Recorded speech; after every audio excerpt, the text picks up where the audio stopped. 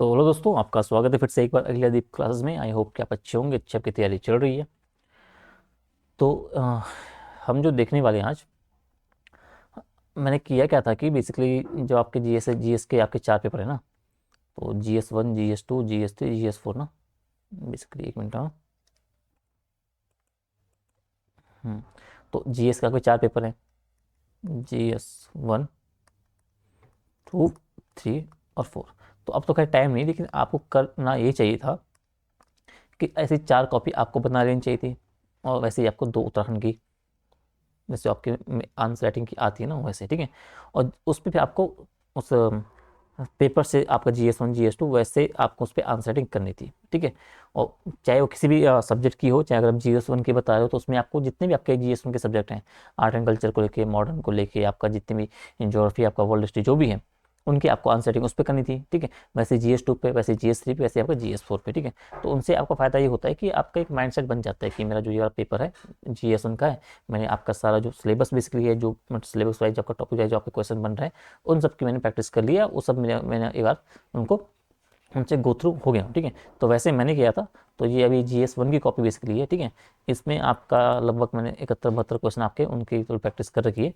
तो इसमें अभी हम देखने वाले हैं आपके ये मॉडर्न, जो आपका आधुनिक भारत था, जो आपका इतिहास वाली जो आपका सेगमेंट है पेपर 1 का, ठीक है। तो उनसे संबंधित आपके जो सवाल मैक्सिमम हम जितने बन सकते थे, जितनी मैं प्रैक्टिस कर सकता था, तो उतनी मैंने कर रखी, ठीक है। तो उन्हीं आंसर को अभी हम देखेंगे इसमें, ठीक है। तो उन आंसर को देखेंगे और उनसे एक आप आइडिया ले पाओगे कि किस तरीके से आपको क्वेश्चन आपको मिलेंगे देखने को, कैसे आपको उनको टैकल करके चलना है, ठीक है। तो इनको हम सिंगल पेज में कर लेते हैं यहाँ पे। अगर यहाँ तक दिख रहा है तो ये कर लो आप, ठीक है। इतना कर लो, ठीक है। तो वैसे ही, ठीक है। तो इसमें हम देखेंगे ही कि इसमें जो 71-72 क्वेश्चन है, इनको हम देखेंगे, सभी तो देख नहीं पाएंगे, लेकिन जितने मैक्सिमम हो पाए हम इंपॉर्टेंट जो इसमें है, सभी वैसे सभी इंपॉर्टेंट है। उसमें से आपके जो मोस्ट इंपॉर्टेंट है उनको हम देखेंगे, और उनका जो मैंने एक आंसर फॉर्मेट लिखा है उनको हम देखने की कोशिश करेंगे, ठीक है। बाकी मैं PDF अपलोड कर दूंगा, तो वहाँ से क्या है, आप थोड़ा सा इन्हें देखते हुए चले जाना, या इनको थोड़ा सा पढ़ के चले जाना, ठीक है। तो पहला क्वेश्चन ऐसे कल्चर को लेके हैं, वैसे आप यहाँ से देख लो, आप थोड़ा सा इंपॉर्टेंट आपका है, क्या भारतीय संस्कृति को बहुलवादी संस्कृति का एग्जाम्पल क्यों माना जाता है बेसिकली। इसे हम सिंगल कर लेते हैं यहाँ से थोड़ा सा, ठीक है। सवाल ये कि आपका बोर्ड है कि भारत, अच्छा, यहाँ पे, ठीक है, कि जो भारतीय संस्कृति बेसिकली है उसको बहुलवादी संस्कृति का एग्जाम्पल क्यों माना जाता है। तो आपको इसे किस तरह से टैकल करना है, तो सीधा आप, मैंने मतलब उस फॉर्मेट में नहीं लिखा है मैंने कि इंट्रो, बॉडी, कंक्लूजन में, सीधा मैंने जो उसके अंतर्गत आने वाले जो इंपॉर्टेंट पॉइंट है, सीधा मैंने उनको उल्लेख मैंने लिखा था, ठीक है। कि आप बोल सकते हो कि जो भारत की आपकी विशिष्ट भौगोलिक स्थिति है, तो एक इसका वजह से आपकी जो भारतीय संस्कृति है वो बहुलवादी संस्कृति के एस्पेक्ट में आपका आप उसे रख सकते हो, ठीक है। आप में भारत में क्या आपका जो जितने भी आपके तत्व आपके आगमन हैं, जितने भी आपके पास्ट हिस्ट्री में आप जाओगे, तो उससे जितने भी आपके लोग आए, चाहे इंडो ग्रीक हो, शक पार्शियन हो, कुषाण हूण वगैरह हो, तो उनके द्वारा भी क्या है, भारतीय संस्कृति को क्या है, एक संवर्धन मिला था, एक संरक्षण उनके द्वारा मिला है। तो एक आयाम आपका ये भी उसमें जुड़ता है। उसके बाद अब आर्य अनार्य को जो गैर तत्व हैं, उनके परस्पर जो आपके संपर्क से भी क्या हुआ, जो आपका धर्म हो गया, भाषा हो गया, उनसे भी आपके क्षेत्र क्या है, उनमें इम्पैक्ट पड़ा है भाई। आप मौर्य काल में आप आओगे, तो उसमें भी क्या हुआ, उसमें जब भूमध्य सागरीय आप क्षेत्र देखते हो, या फिर जो आपका मध्य एशिया आपका जो मार्ग रहता है, एशिया मार्ग हम से बोलते हैं, आपका जो गुप्त एवं जो गुप्तोत्तर काल में क्या आपका जो पूर्वी भारत आपका हो गया, दक्षिण पूर्वी एशिया हो गया, इन देशों के साथ जो आपका सांस्कृतिक आदान प्रदान हुआ, तो इनसे जो आपका एक इम्पैक्ट पड़ा आपकी संस्कृति में, ठीक है। आपका उत्तर भारत और जो दक्षिण भारत के मध्य एक जो निरंतर सांस्कृतिक संवाद आपका है, ठीक है। तो इन सब कुछ ये आपके जो पॉइंट बिंदु बेसिकली हैं, जो आपको क्या दिखाते हैं, जो आपको दिखाते हैं कि जो आपकी भारतीय संस्कृति है वो आपकी एक बहुलवादी संस्कृति का एग्जाम्पल है, ठीक है। तो इन बिंदुओं को आप अपने आंसर में डाल सकते हो, ठीक है। अगला सवाल बोले कि मध्यकाल में भारत में इस्लाम तथा हिंदू धर्म, ठीक है, दो अलग अलग मत होने के बाद भी दोनों ने भारत में समन्वित संस्कृति के विकास में किस प्रकार योगदान दिया। अब ये सवाल आपका जो बनेगा वो पड़ेगा हिंदू मुस्लिम जो आपकी समन्वित संस्कृति है उसको आधार बना के, ठीक है। तो उसे थोड़ा सा आपको देखते रहना, ठीक है।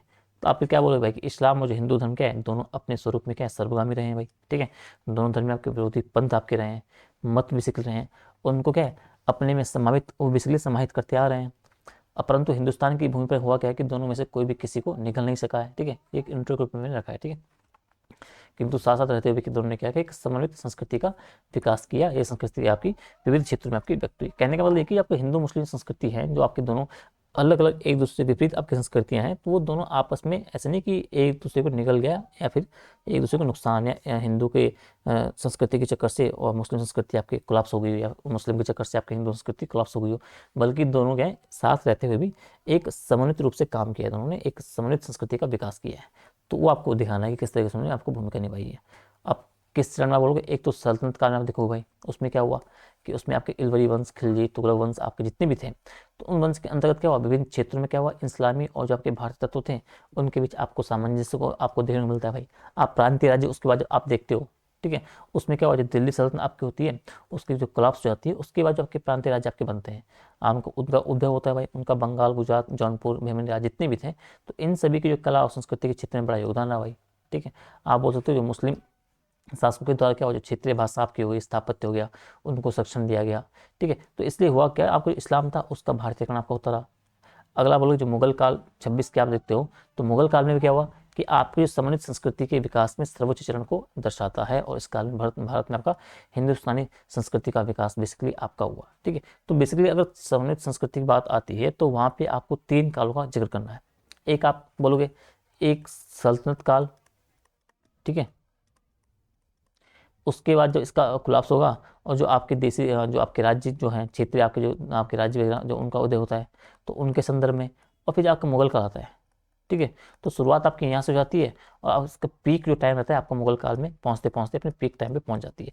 तो आपको उस समन्वित संस्कृति के बारे में आपको बताना हो तो आप इन तीनों कालों का आप जिक्र करोगे। ठीक है, अगला बोल रहा है कि पूरा पाषाण युग की आपकी चित्रकारी जो तात्कालीन कला के ज्ञान के साथ क्या उस काल के सामाजिक जीवन को भी दर्शाती है। तो इसमें आपको दिखाना है कि किस तरीके से आपके जो तात्कालीन कला के साथ साथ आपको जो किस तरीके से उन्होंने जो चित्र वगैरह बनाए हैं, पूरा पाषाण युग की जो चित्रकारी हुई है, तो उन जो तत्कालीन जो कि कला बने हैं, जो उनके चित्र वगैरह बने हैं, तो उनसे आपके जो उस टाइम की जो आपके सामाजिक जीवन है वो किस तरह से दर्शाते हैं। वो दिखाते हैं कि भाई आप हाथ में ऐसे लेके चल रहे हो, आप शिकार कर रहे हो, ठीक है, आप नृत्य कर रहे हो, ठीक है, तो वो सब चीज़ें आपको अपने चित्रों के माध्यम से दिखाते हैं। तो उन्हीं बेसिकली आपको थोड़ा सा दिखाना पड़ता है अपने उसमें आंसर में, आपको मेन बात आपको वही दिखाना है। ठीक है, वही है, वो देखो इससे आंसर बीम बेटर से प्राप्त हुई जहाँ चित्र प्रेम के प्रयोग से प्रति समझ दर्शाता है। ठीक है, वही शिकार के जीवन यापन को दर्शाना। ठीक है, बड़ी सार्वजनिक संरचना के आधार पर पुरुष और जो महिला का आपका हो गया। ठीक है, स्त्री सरलता से भेद किया जा सकता है। ठीक है, तो अब इस सवाल में कमी आंसर में कमी है कि मैंने सीधा पैरा फॉर्म में लिखा है। तो अगर आप कोशिश आपको ये करनी है, आंसर जब लिखो आप बुलेट पॉइंट में आपको बनाओगे तो एग्जाम में थोड़ा सा आपको पढ़ने में आसानी होगी। ठीक है, तो आप तात्कालीन कला के एग्जाम्पल को मैं आपको बुलेट पॉइंट दोगे। ठीक है, और किस तरीके से आपके जो वो कला के जो स्वरूप थे बेसिकली वो किस तरीके से सामाजिक जीवन को भी प्रदर्शित करते हैं, वो भी आपको बुलेट पॉइंट में आपको बताना पड़ेगा। ठीक है, उससे आसानी ये होगी कि एग्जाम लगे फिर आसानी आपकी कॉपी जो चेक कर पाएगा। ठीक है, अगला है कि डलहौजी ने विलय के किसी भी अवसर को नहीं छोड़ा, इसका आपको परीक्षण करना है। तो इसमें आप बोलोगे भाई जो डलहौजी के पूर्व शासक थे उनका उद्देश्य क्या था कि यथासंभव भारतीय राज्यों के विलय को टालना था भाई। वहीं डलहौजी ने क्या किया कि विलय के किसी भी अवसर को नहीं छोड़ा।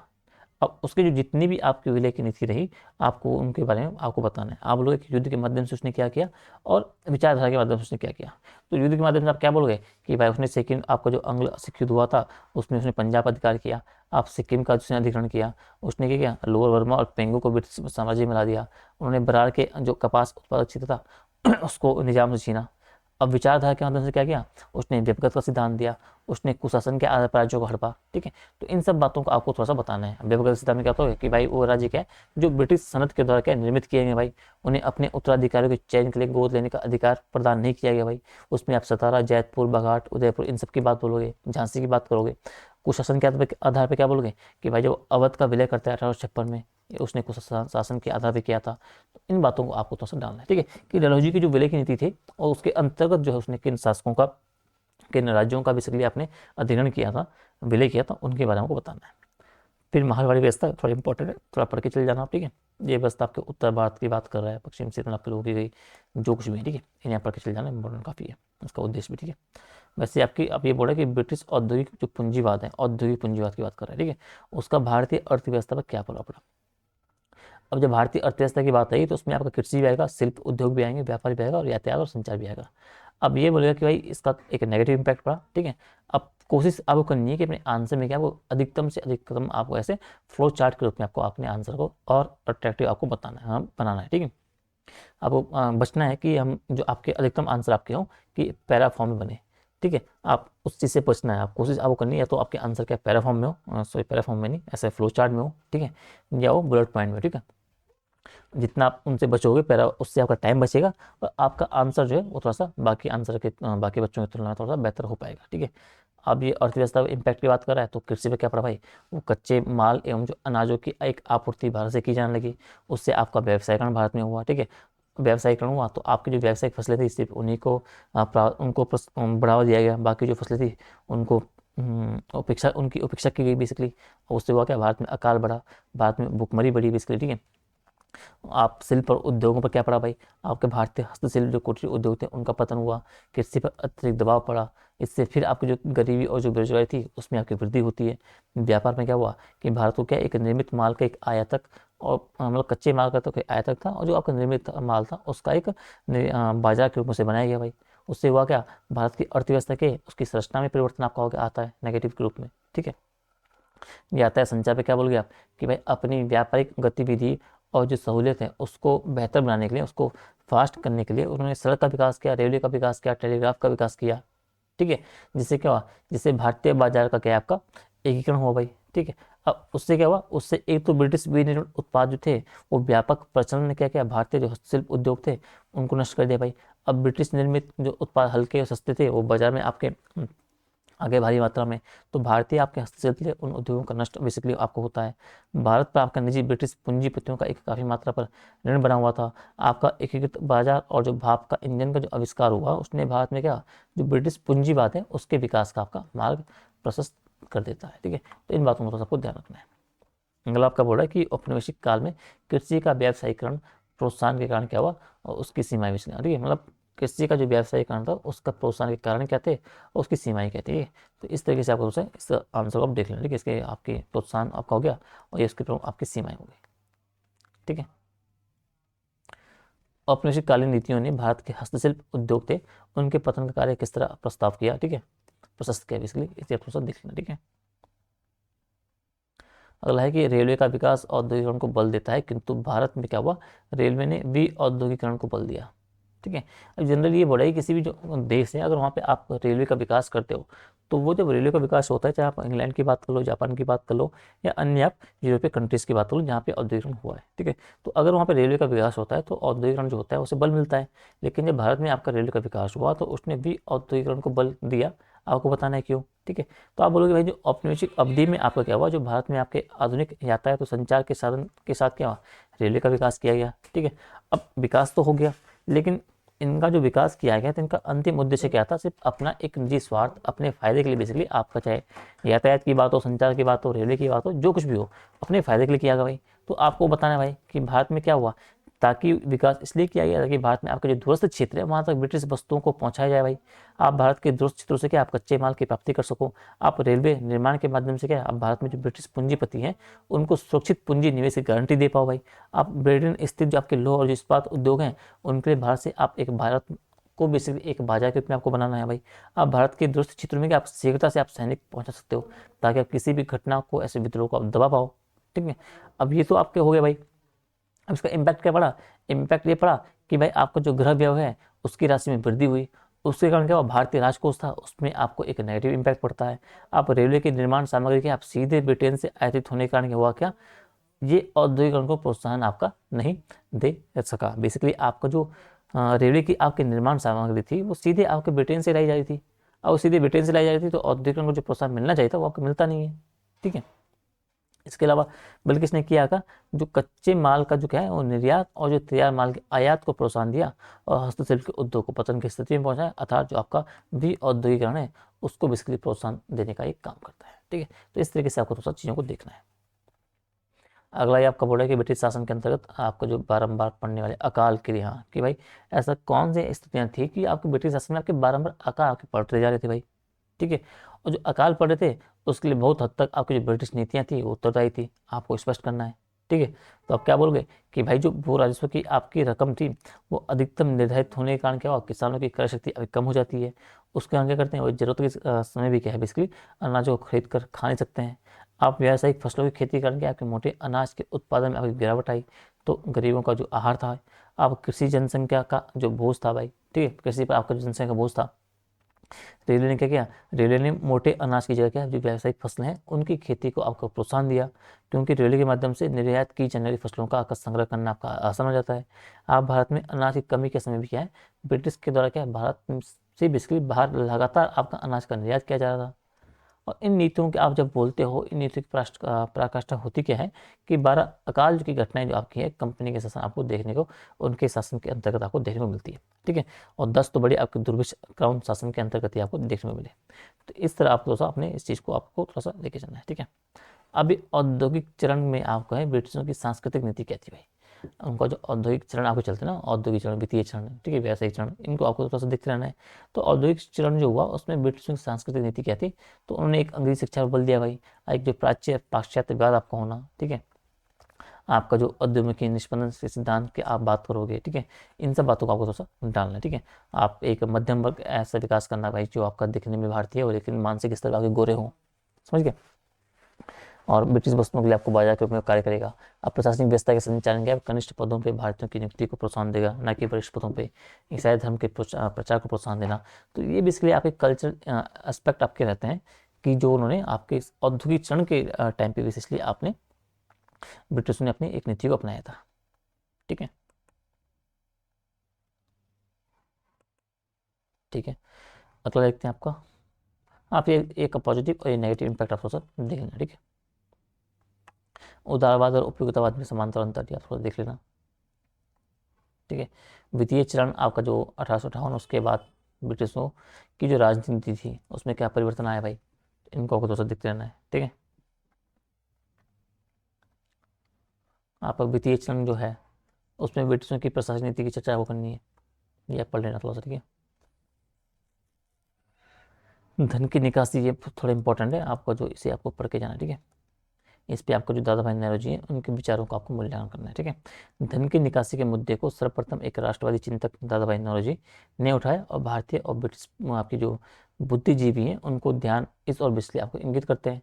और इनका मानना था कि जो भारत से बेसिकली आपका क्या है, ब्रिटेन को एक निश्चित या खास रकम जो है प्रतिवर्ष आपके हस्तांतरित हो रही है, और वह रकम से क्या आपका ग्रह व्यय के आपके बारे में जाना जा रहा था, वो बेसिकली आपकी धन की निकासी थी, ठीक है।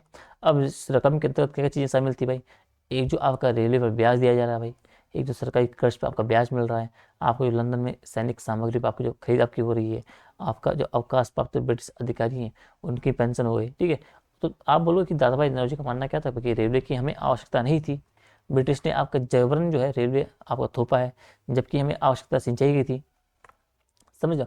और अगर सिविल सेवा का भारतीयकरण हुआ होता तो हमें यहाँ आपको जो है यहाँ से लंदन पेंशन की रकम भेजने की आपकी आवश्यकता होती, आपकी आवश्यकता नहीं होती बेसिकली, ठीक है। और साथ ही जो भारत में आपको जो रकम ब्रिटिश शासन बेसिकली आपको लाए थे, वो कोई नई रकम नहीं थी, वो रकम कौन सी, जो पीछे आपके भारत से वहाँ जा चुकी है भाई, वही है, उठाकर आप ले जा चुके हैं, दोबारा उस रकम को क्या आप लाकर फिर से आप उससे दोबारा से आप उसे उससे मुनाफा कमा रहे हो, ठीक है। तो ये बता दें, अब आपको मूल्यांकन करना है, तो आप बताओगे कि भाई जो, हालांकि दादा भाई नौरोजी ने क्या उनका जो आकलन है वो अभी अधूरा है, क्योंकि धन की निकासी में क्या आपका और भी मदद शामिल है जो होनी चाहिए थी भाई, आपकी मदद जो आपकी शामिल होनी चाहिए थी। साथ ही आपको जो दादा भाई नौरोजी ने किया है इस धन की निकासी के लिए क्या केवल आपके उत्तरदायी क्या बताया कि केवल जो आपके भारत में आपके जो कार्यरत आपके ब्रिटिश है उनको मान रहे हैं, लेकिन लंदन भी तो आपका भागी है, उसे भी दोषी वो नहीं मानते हैं, ठीक है। और ये क्या दिखाता है, ये दिखाता है कि उनका दृष्टिकोण क्या है इस मामले में आपका अधूरा था। फिर भी उनकी अवधारणा का महत्व यह है कि आगे आने वाले विद्वानों ने क्या इसे और भी आपको विकसित किया, ठीक है। क्योंकि मूल्यांकन बोला गया तो आपको चीज़ें में थोड़ा सा मूल्यांकन करके आपको उसका अंकन करना है उनके इस सिद्धांत का, ठीक है। अब भारत में आधुनिक उद्योगों की शुरुआत की बात कर रहा है कि आप जो भारत में आपके आधुनिक उद्योगों की शुरुआत या उदय है, और जो औद्योगिकरण की प्रक्रिया है उसको आपको समझाना, ठीक है, इसे थोड़ा सा पढ़ लेना, ठीक है। आपका जो आद्य राष्ट्रवादी आंदोलन आपका था इसे थोड़ा सा पढ़ लेना। इसके अलावा ब्रिटिश औपनिवेशिक शासन के प्रारंभिक ये आप थोड़ा सा पढ़ लेना, ठीक है। 1857 के महाविद्रोह के कारण, ठीक है, तो कारण आपको तत्कालिक और एक दीर्घकालीन दोनों आपको आपको बांटने, ठीक है। तो ये आपके दीर्घकालीन है और एंड में आपका एक तत्कालीन कारण आपका होगा, ठीक है। तो ये सभी कारणों को डालना है। आप बोलोगे भाई विद्रोह से पूर्व क्या आपका जो ब्रिटिश आपके भारतीय साम्राज्य थे उसमें कई ऐसी देशी रियासतें थी, उनके विलय हुआ, तो उसके कारण जो रियासत थे उसमें बड़ी संख्या में आपके जो प्रशासनिक अधिकारी और जो सैनिक थे आपके बेरोजगार हो गए थे। तो उनके मध्य एक असंतोष फैला हुआ था। जो समाज था, समाज में ब्रिटिश जो निर्मित वस्तुएं हैं उनके बाजार के विस्तार से अब क्या हुआ, एक ब्रिटिश सरकार के द्वारा क्या भारत के जो धार्मिक और जो आपके सामाजिक मामले हैं उनमें हस्तक्षेप किया गया भाई। लेकिन भारतीय जनता ने इसे क्या अपनी सामाजिक संस्कृति में एक आवश्यक अनावश्यक हस्तक्षेप माना। आप बोलोगे कि 1813 के चार्टर एक्ट के द्वारा क्या आपको जो मुक्त व्यापार की नीति अपनाई गई भाई, उसके कारण जो आपका ब्रिटिश औद्योगिक उत्पाद थे उनका आगमन आपके भारतीय बाजार में हो गया भाई। उससे आपका भारतीय हस्तशिल्प उद्योग के पतन के साथ साथ क्या है, बड़ी संख्या में आपके जो शिल्पी आपके हो गए, कारीगर आपके हो गए, बेरोजगार बेसिकली आपके हो गए हो, ठीक है। आपका 1857 में विद्रोह में इन शिल्पियों और कारीगरों को भी आपकी महत्वपूर्ण भूमिका रही है।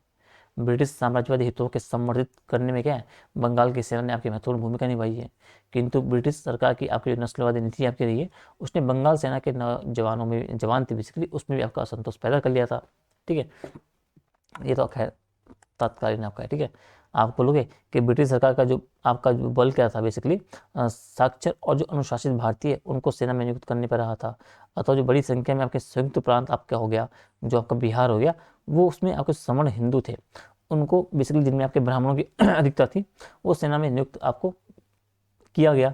अब इन तत्वों की आपकी उपस्थिति ने क्या किया, सेना में आपका एक जातीय संवेदनशीलता को बढ़ जाता भाई, ठीक है।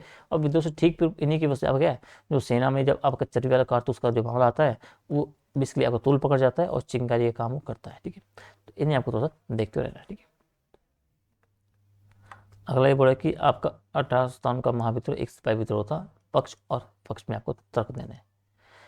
अब मतलब पक्ष में आपको ये बोलना है कि आपको बताना है कि स्थापित करना है कि भाई 1857 का जो विद्रोह आपका हुआ वो सिर्फ एक सिपाही विद्रोह था।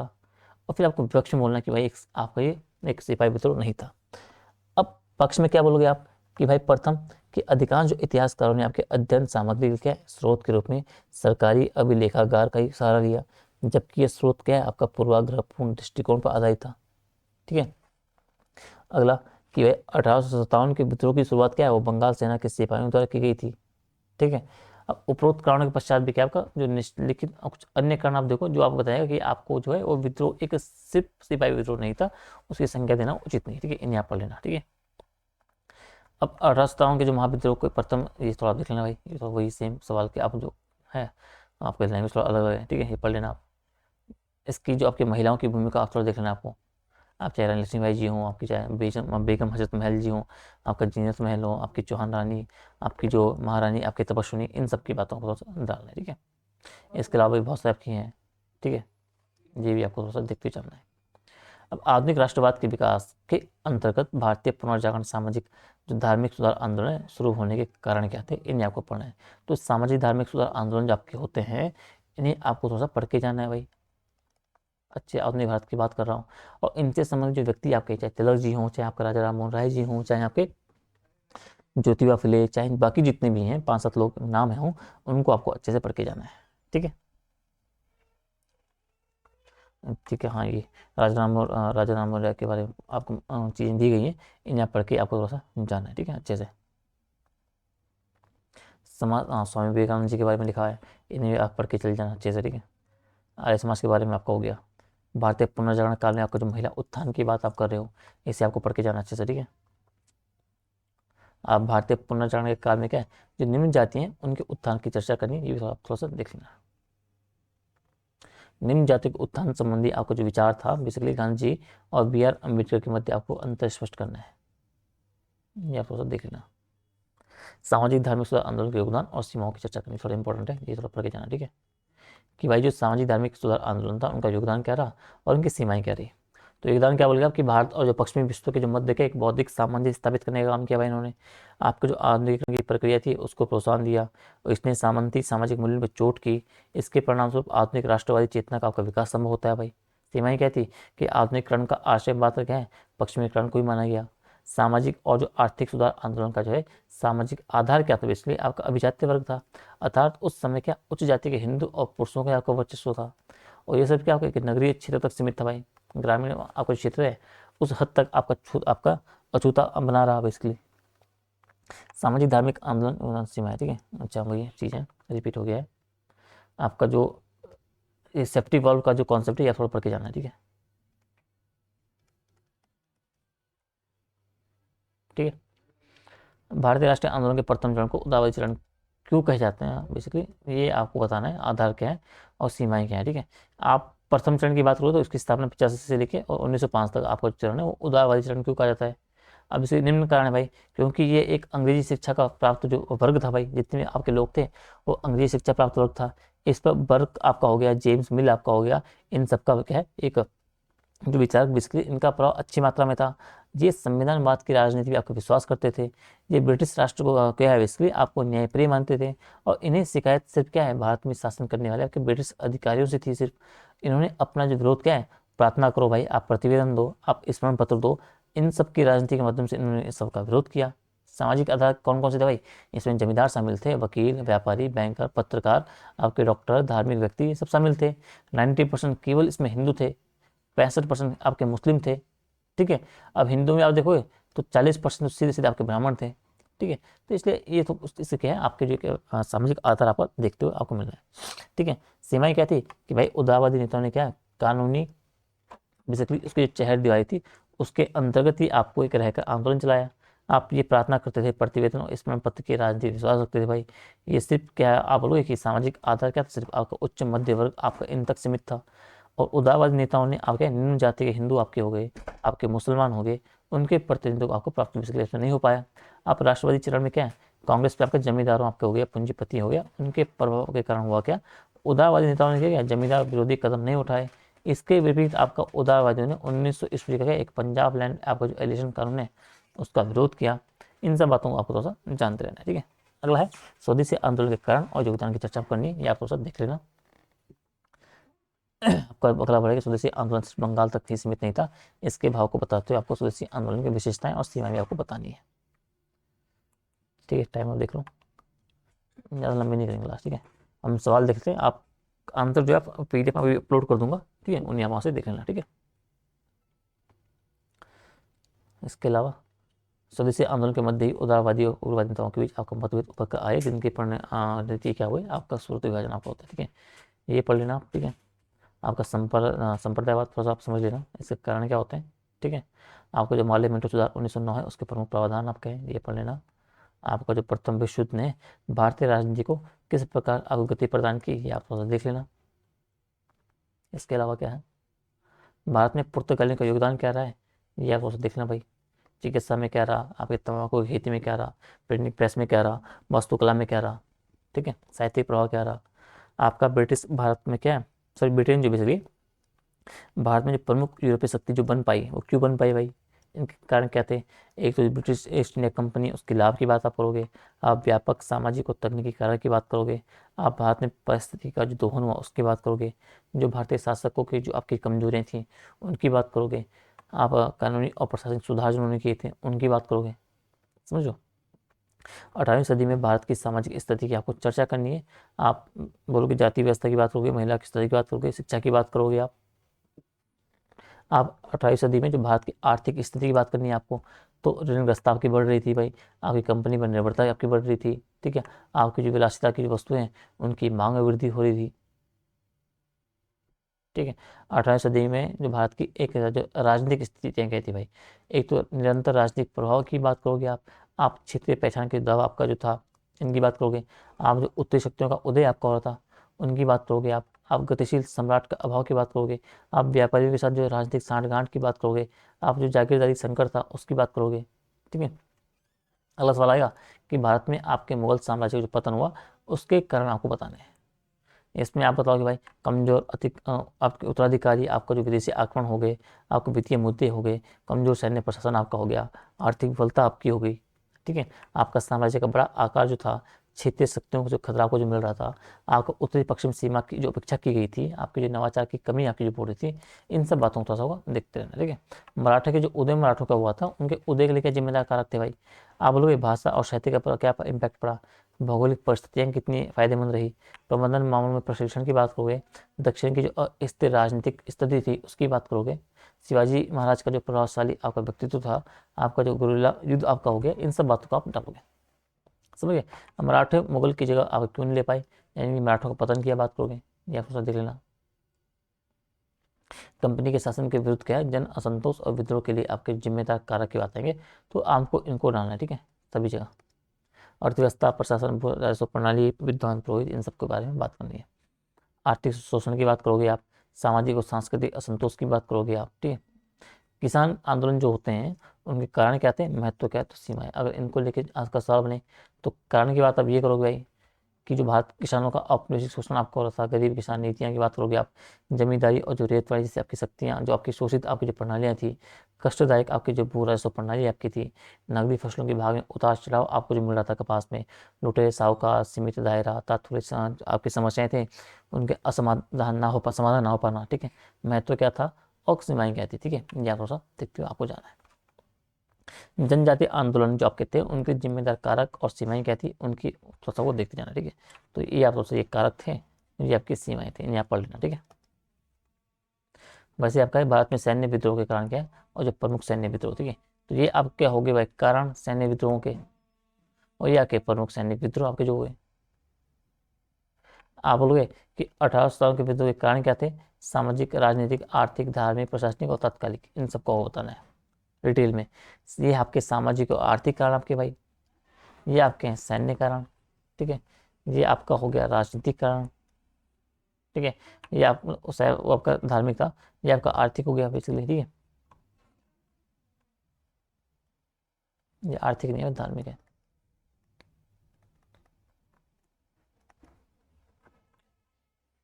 आर्थिक हो गया, और ये आपका प्रशासनिक कारक है, और ये आपके तत्कालिक कारण आपका हो गया, ठीक है। 1857 के विद्रोह के सकारात्मक और जो नकारात्मक प्रभाव आपको थोड़ा सा जानते रहना है। सकारात्मक क्या हुआ आपके, नकारात्मक क्या हुआ। तो आपको कोशिश ये करनी है कि आपका पूरा सिलेबस जो है मेन से पहले तक आपको इस तरीके से, आपको जो एक हर एक टॉपिक है, हर एक इंपॉर्टेंट एरिया से आपको इस तरीके से आपको कंटेंट आपके पास होना चाहिए, क्लिप्स नोट्स, ठीक है, जिन्हें कि आप एग्जाम टाइम पे आप अच्छे से फटाफट से आप रिविजन कर पाओ। 1857 का विद्रोह की बात करोगे आप, औपनिवेशिक भारत के प्रति आपका जो ब्रिटिश नीतियों के विकास में एक महत्वपूर्ण मोड़ था, इसकी बात करोगे आप, ठीक है। इसके अलावा आप देखोगे तो 19वीं शताब्दी के सामाजिक धार्मिक आंदोलन के कारण थे, उनकी चर्चा को करनी है भाई, ठीक है।